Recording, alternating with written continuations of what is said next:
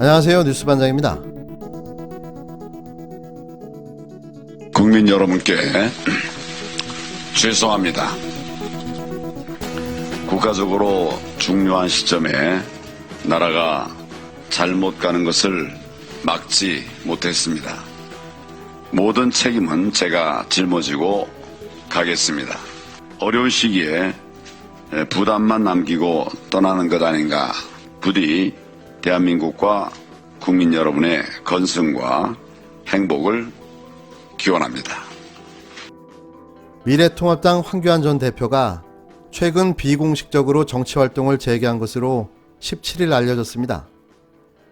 정치권에선 4.15 총선 후 야권 대선 주자가 사실상 씨가 마른 상황에서 황 전 대표가 대선 도전을 위한 재기 의지를 다지는 것이 아니냐는 관측이 나오고 있는데요. 한 줌도 안 되는 1%의 지지율을 가지고 대선에 도전하는 용기는 어디서 나오는 걸까요?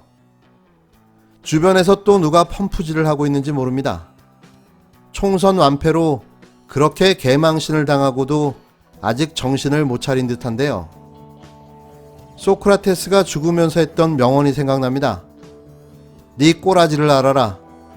황 전 대표는 총선 당일 서울 종로에서 자신의 낙선이 확정되고 당의 참패가 확실시되자 이에 대한 책임을 지고 사퇴했습니다. 그러나 정계 은퇴는 선언하지 않았는데요. 사퇴는 했는데 은퇴는 아니다 라는 거죠. 술은 먹었는데 음주운전은 아니다. 물건은 부수었는데 폭행은 아니다. 욕은 했지만 명예훼손은 아니다. 유사성은 있지만 표절은 아니다. 최근 황 전 대표는 낙선한 통합당 현역 의원들과 만찬을 하며 위로한 것으로 알려졌는데요. 총선 패배 원인과 향후 통합당의 개선 방안 등도 논의했다고 전해졌습니다. 또 황 전 대표는 자신이 낙선한 서울 종로에서 장기 거주할 집을 최근 알아보고 있는데요. 그는 총선 기간 종로를 떠나지 않겠다. 국민들과 저의 마지막을 함께 하겠다고 했었습니다. 황 전 대표는 종로에서 장학재단을 설립한다는 이야기도 나오는데요. 자신의 출신 대학인 성균관대가 있는 종로에 형편이 어려운 초중고생을 지원하겠다는 겁니다. 황 전 대표는 사퇴 당일 나라를 위해 작은 힘이라도 보탤 일을 찾아보겠다고 했는데요. 실제 통합당의 한 현역 의원이 장학재단 관련 실무를 맡은 것으로 알려졌습니다. 최근 황 전 대표와 식사를 한 통합당 관계자는 대선 도전에 대한 의지가 더 강해진 듯한 느낌을 받았다고 전했는데요. 황 전 대표는 통합당 지지층을 자유우파라는 말로 지칭한 것으로 알려졌습니다. 자유우파는 황 전 대표가 보수 대신 즐겨 쓰는 말인데요. 그러나 당 안팎에선 황 전 대표의 재기 움직임이 너무 빠른 것 아니냐는 말도 나옵니다. 황 전 대표의 핵심 참모였던 김재원 의원은 최근 당권을 잡은 몇 명이 미쳐 날뛰며 공천권을 휘둘렀다고 비난을 쏟아냈는데요. 황 전 대표의 또 다른 예측근 역시 나는 그 사람과 아예 연을 끊었다고 말하기도 했습니다.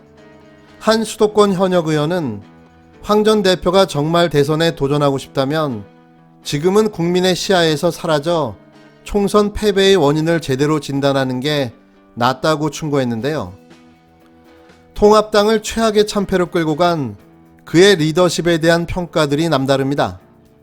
모든 통합당 의원과 당 관계자들은 황교안의 정계 복귀가 너무 두려운 듯 보여지는데요. 좀 쉴만한데 또 기어나와 당 지지율을 깎아먹을까봐 안절부절 못하는 분위기인 겁니다. 이런 상황에 민경욱 의원이 황교안 전 대표와 통화를 했다며 통화 내용을 공개했는데요. 21대 총선에서 인천 연수을 미래통합당 후보로 출마해 낙선한 뒤 연일 선거 부정 의혹에 대해 진상규명을 촉구하고 있는 민 의원은 17일 자신의 페이스북에 황 전 대표가 최근에 제게 전화를 해서 안부를 묻고 가까운 시기에 만나서 식사를 하자는 말씀과 함께 수고가 많다는 덕담을 주셨다고 말했습니다. 민 의원은 이어 부정선거 고발을 하지 말라는 얘기는 적어도 저에게 하지 않았다. 오해가 없기 바란다고 덧붙였는데요. 황 전 대표가 당권을 잡은 뒤 첫 대변인을 맡았던 미니언은 황 전 대표의 최측근 인사로 분류됩니다. 사실 황 전 대표와 미니언은 아주 특별한 사이입니다. 통합당 공천에서 4번이나 탈락된 미니언을 우여곡절 끝에 억지로 공천시켜준 사람이 바로 황 전 대표인데요.